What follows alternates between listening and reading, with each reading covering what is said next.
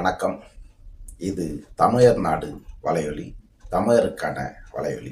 ஈரோடு கிழக்கு இடைத்தேர்தல், தமிழ்நாட்டின் சட்ட ஒழுங்கு சீர்கேடு, தற்பொழுது இருக்கின்ற அரசியலை நாம் பேசப் போகிறோம்.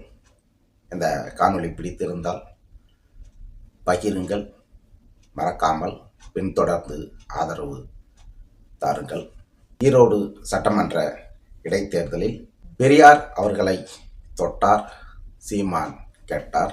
ஈரோடு மண் நாம் தமிழர் கட்சியை டெபாசிட் இழக்க வைத்தது, மண்ணை கவ்வ வைத்தது என்று சமூக வலைத்தளத்தில் எந்த பக்கத்திற்கு நாம் போனாலும் இந்த 200 ரூபாய் முரட்டு ஊப்பிகள் மொட்டு கொடுப்பதை காது கொடுத்து கேட்க முடியவில்லை. அவர்களின் ஓலங்கள், ஒப்பாரிகள் ஈரோடு இடைத்தேர்தல் நாம் தமிழர் கட்சி மண்ணை கவ்வ வைத்தது, டெபாசிட் இழக்க வைத்தது என்று பேசுகின்ற அறிவாளிகளே, உங்களுக்கு எல்லோருக்கும் நான் ஒரு கேள்வி வைக்கிறேன். நாம் தமிழர் கட்சி சட்டமன்ற தேர்தலில் இதுவரை ஒரு இடத்திலும் கட்டுத்தொகை பெறவில்லை. முதலில் அதை தெரிந்து கொள்ளுங்கள். இதே திமுக அறிக்கை நகர் இடைத்தேர்தல், ஒரு சுயேட்சை வேட்பாளர் தினகரன் அவரிடத்தில் கட்டுத்தொகை இழந்தது என்ற ஒரு கேவலங்கட்ட 70 வருட கட்சி சாதாரண ஒரு சுயேட்சை சட்டமன்ற உறுப்பினர்கள்கிட்ட கட்டுத்தொகை இழந்த கேவலம் திமுகவுக்கு இருக்கிறது. அந்த வரலாறையெல்லாம் மறைத்து எப்பொழுது பார்த்தாலும் நாம் தமிழர் கட்சி, நாம் தமிழர் கட்சி என்று ஒப்பாரி வைக்கின்ற இந்த திராவிட ஊப்பிகளுக்கு ஈரோடு பெரியாரை பேசினதால் மண்ணை கவ்வை வைத்தது என்று ஓலமிடும் ஒழுக்க சீலர்களே, தற்பொழுது நடந்த சட்டமன்ற இடைத்தேர்தலிலும் சரி, நாம் தமிழர் கட்சி வாக்கின் சதவீதத்தை நீங்கள் வசதியாக மறைத்து அவதூறு பரப்பு வண்ணமாக, இழிவு செய்யும் வண்ணமாக டெபாசிட் இருந்தது என்று ஒக்கரித்து கொண்டிருக்கும் கோமாளிகளே, கடந்த தேர்தலில் 10,800 வாக்கு வாங்கின நாம் தமிழர் கட்சி இந்த இடைத்தேர்தலில் பெரியாரை பேசிதான் 24,150 வாக்கு வாங்கியிருக்கிறது. பெரியாரை பேசியதாக நீங்கள் கருதினால், பேசியதால் தான் கிட்டத்தட்ட 2 மடங்கு வாக்கு நாம் தமிழர் கட்சிக்கு உயர்ந்திருக்கிறது என்பதை நினைவில் வைத்துக் கொள்ள வேண்டும்.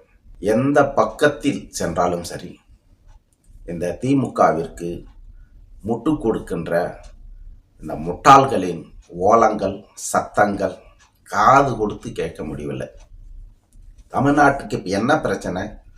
நாம் தமிழர் கட்சி தொகை பெறவில்லை என்பதுதான் பிரச்சனையா? 1.5 மாதமே ஆகின்ற இந்த சூழ்நிலையில் நாட்களின் எண்ணிக்கையை விட 2 மடங்கு அதிகமாக கொலைகள் நடந்திருக்கிறது. பெண்களை பாலியல் ரீதியாக வன்முறை தாக்குதல்கள் நடந்திருக்கிறது. சட்ட ஒழுங்கு சீர்கெட்டு எங்கு பார்த்தாலும் கஞ்சா, மெத்து, மூளைக்கு மூளை இந்த போதையில் நடக்கிற அக்கிரமங்களை பேசுவதற்கு உங்களுக்கு திராணி இருக்குதா? நாம் தமிழர் கட்சியினர் அதை செய்து விட்டார்கள், இதை செய்து விட்டார்கள். தலைமை ஒருங்கிணைப்பாளர் அண்ணன் சீமான் பேசாததையே பேசிவிட்டார் என்று 24 மணி நேரமும் அண்ணன் சீமான் பின்னடியே சுற்றி வருகிறீர்களே, இதற்காகவா உங்களுக்கு மக்கள் வாக்களித்து சட்டமன்ற உறுப்பினராகவும் முதல்வராகவும் தேர்ந்தெடுத்தார்கள்? இது போன்ற ஒரு இழி செயலை செய்வதற்காக நீங்கள் நாட்டின் மேன்மைமிகு பொறுப்பில் அமர்ந்து கொண்டிருக்கிறீர்கள். ஒவ்வொரு கிராமத்திலும் சாதிய இழிவு, பெண் அடிமைத்தனம், கொலை, கொள்ளை, லஞ்சம், ஊழல் என்று தலைவிரித்து ஆடிக்கொண்டிருக்கிறது. இந்த பிரச்சனையை பேசுவதற்கு ஒரு திமுகவினரும் இல்லை. விஜய் என்ன செய்தார்? விஜய்க்கும் சீமானுக்கும் போட்டி. அதிமுகவுக்கு இரட்டை இலை கிடைக்குமா கிடைக்காதா?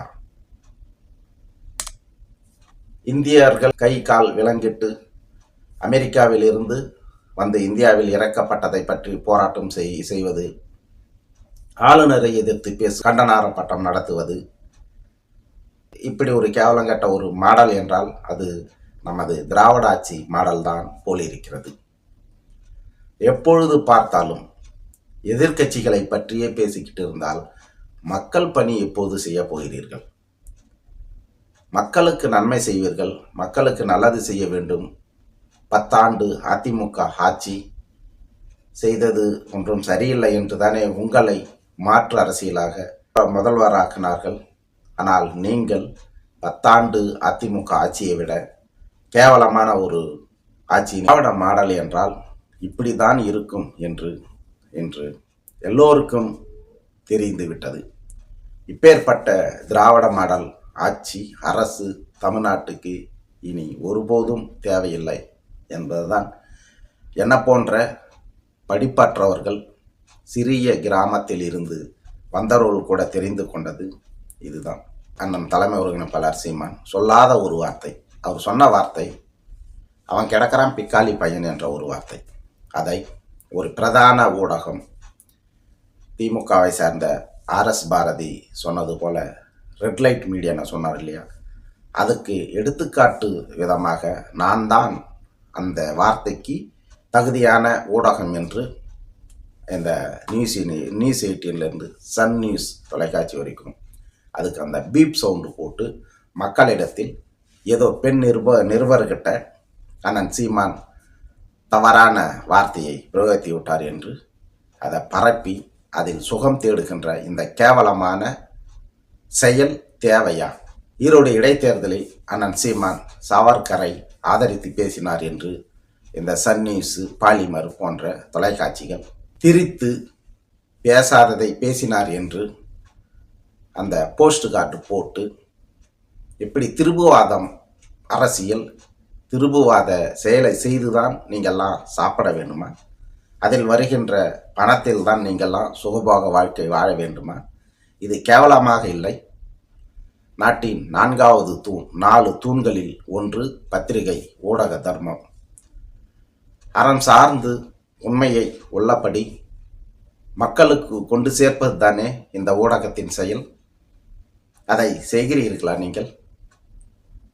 இப்படி ஒரு ஆட்சிக்கு வராத, அதிகாரத்தை சுவைக்காத எளிய பிள்ளைகளாய் இருந்து ஒன்று சேர்ந்து இன்று தமிழ்நாட்டின் 3வது பெரியங்கட்சி, நாட்டின் பொது தேர்தலில் அங்கீகாரம் பெற்ற இந்தியாவின் முதல் கட்சி, அந்த தலைவர் 24 மணி நேரமும் என்ன செய்கிறார், என்ன பேசுகிறார்? பேசியதை திரித்து தவறாக மக்களிடத்தில் கொண்டு சேர்ந்து சுகம் காணும் உங்களை எல்லாம் ஊடகம் என்று சொல்லலாமா? திமுகவை சேர்ந்த ஆர்எஸ் பாரதி சொன்னதில் ஏதாவது தவறு இருக்கா? எதற்கு இந்த வேலை? ஆளும் இன்றைய திமுக எதிர்க்கட்சியாக இருக்கும்போது நாங்கள் ஆட்சிக்கு வந்தால் முதல் குற்றவாளியாக முதலில் சிறைக்கு செல்ல போவது செந்தில் பாலாஜி என்று சொன்னார். கொடைநாடு கொலை வழக்கு, பொள்ளாச்சி பாலியல் வழக்கு, தூத்துக்குடி ஸ்டெர்லைட் ஆலை வழக்கு போன்ற எண்ணற்ற வழக்குகளை விசாரித்து குற்றவாளிகளுக்கு தக்க தண்டனை வழங்கப்படும் என்று கூறிவிட்டு இன்று அதே அதிமுகவில் இருந்த செந்தில் பாலாஜியை அமைச்சராக்கி அவரை அதிமுக ஆட்சி காலத்தில் ஊழல் செய்த வழக்குக்காக மத்திய அரசால் கைது செய்யப்பட்டு 1 வருடத்துக்கு மேல் சிறையில் இருந்தவருக்காக ஒரு காணொளி பதிவிடு முதல்வர்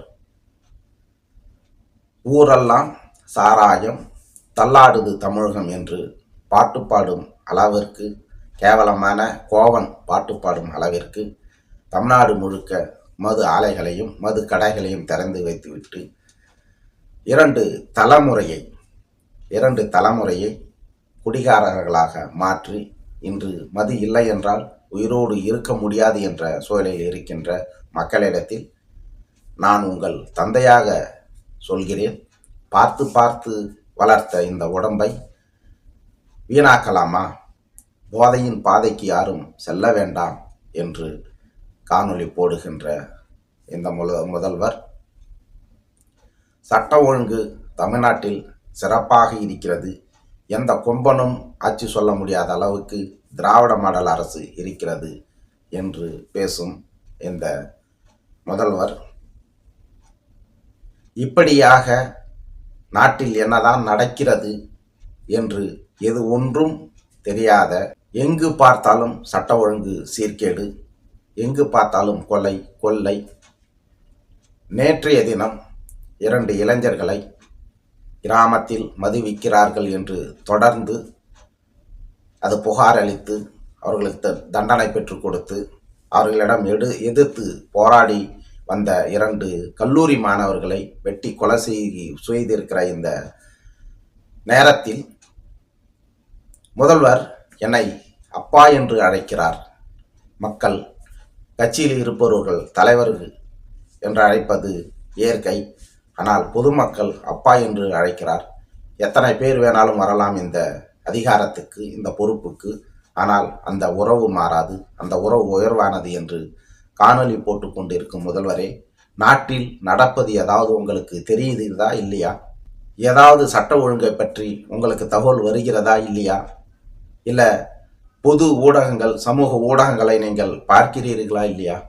வீதிக்கு வீதி, சந்துக்கு சந்து, எங்கு பார்த்தாலும் போதை, எங்க பார்த்தாலும் கொலை. மலையை வெட்டி அள்ளிச் செல்கிறார்கள் என்று போராடிய புதுக்கோட்டையை சேர்ந்த ஜகபர் அலி என்ற ஒரு இயற்கை ஆர்வலரை ஒரு முறைக்கு 2 முறை அந்த லாரி என்ற வாகனத்தை ஏற்றி இறந்து விட்டாரா என்று பார்த்துவிட்டு 2 முறை ஏற்றி கொல்லுகின்ற இந்த சூழலில் எப்படி நீங்கள் காணொளி போட்டு கொண்டு இருக்கிறீர்களே, நியாயமா இது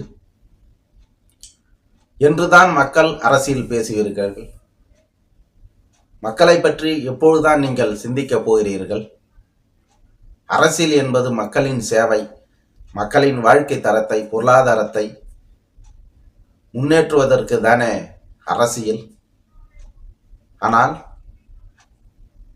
நீங்கள் காணொளி போட்டுக்கொண்டு முதலீடு என்று பெயரில் துபாய், ஜப்பான், அமெரிக்கா, சிங்கப்பூர் என்று சுற்றிக்கொண்டு இருப்பதனால் இங்கே என்ன மாறப்போகிறது? மக்களை சாகடித்து கொண்டு இருப்பதுதான் இந்த தமிழ்நாடு அரசு தற்போது செய்து கொண்டிருக்கிற இந்த செயல். நாட்டில் கொலை நடந்தால் அது முன்விராத பகை, குடிநீரில் மலம் கலந்தால் அது அந்த மக்களே கலந்துவிட்டு அந்த மக்களே குடித்து அந்த மக்களே மருத்துவமனையில் சேர்ந்து மருத்துவம் பார்த்தார்கள் என்று அவர்கள் மீதே பழி போடுவது, அனைவரும் கோயிலுக்கு செல்ல வேண்டும் என்று தமிழ்நாடை விட்டு கேரளாவில் சென்று போராடிய பெரியாரின் முன்மாதிரியாக வைத்துக்கொண்டு ஆட்சி நடத்தும் தமிழ்நாடு அரசு பட்டியலின மக்கள் கோயிலுக்குள் செல்லக்கூடாது என்று அடிதடி பிரச்சனை, கோயில் பூட்டு தமிழக அரசு 4 வருட காலத்தில் இருக்கிறது. இந்த நிலையில் மக்களை பற்றி பேசாமல், மக்கள் பிரச்சனையை பற்றி பேசாமல் 24 மணி நேரமும் வாயை வாடகைக்கு விட்டு இருக்கும் சில நாதாரி பயல்களை வைத்துக்கொண்டு அண்ணன் சீமானிலிருந்து அவர் மனைவியிலிருந்து அவர் பிள்ளை வரைக்கும் பொதுத்தளத்தில் கேவலமாக பேசிக்கொண்டு அவமானப்படுத்தி கொண்டு வரும் உங்களுக்கு எல்லாம் இயற்கை கண்டிப்பாக பதில் சொல்லும். 2026 அது கண்கூடாக உங்களுக்கே தெரியும். அப்பொழுது இந்த வாடகை வாயர்களுக்கெல்லாம் சரியான பாடம் புகட்டப்படும். தமிழ்நாடு மக்கள் உங்கள் திராவிட மாடல் ஆட்சி போதும், எங்களை விட்டு விடுங்கள் என்று உங்களை துரத்தி தூக்கி வெளியே எறியும் காலம் வரும். மக்கள் அதற்காக காத்து கொண்டிருக்கிறார்கள். தமிழ்நாட்டில் இதுவரை நடந்த ஆட்சிகளில் மிக மோசமான ஒரு ஆட்சி என்றால் அது இந்த 2021-26 திராவிட மாடல் ஆட்சி தான். ஒவ்வொன்றையும் மக்கள் பார்த்து கொண்டுதான் வருகிறார்கள். மக்களுக்காக இருப்பவர்கள் யார், மக்களுடன் இருப்பவர்கள் யார் என்று அலசி ஆராய்ந்துதான் தொடர்ச்சியாக 2016 இருந்து 2024 வரை நடக்கின்ற அத்தனை தேர்தலிலும் நாம் தமிழர் கட்சி வாக்கு 1% 8% இன்று ஈரோடு இடைத்தேர்தலில் 16% உயர்ந்து நிற்கிறது. மக்களுக்கான தலைவன், மக்களுடன் இருக்கும் தலைவன், மக்களுக்காகவே இருக்கும் தலைவன் அண்ணன் சீமான் என்பதை மக்கள் உணர்ந்து நாம் தமிழர் கட்சிக்கு உண்டான மதிப்பையும் மரியாதையும் உரிமையும் 2026 தருவார்கள். அதற்காக செய்ய வேண்டிய அனைத்து வேலைகளையும் என்ன போன்ற லட்சக்கணக்கான தம்பிகள் செய்து கொண்டிருப்போம். நன்றி, வணக்கம். நாம் தமிழர்.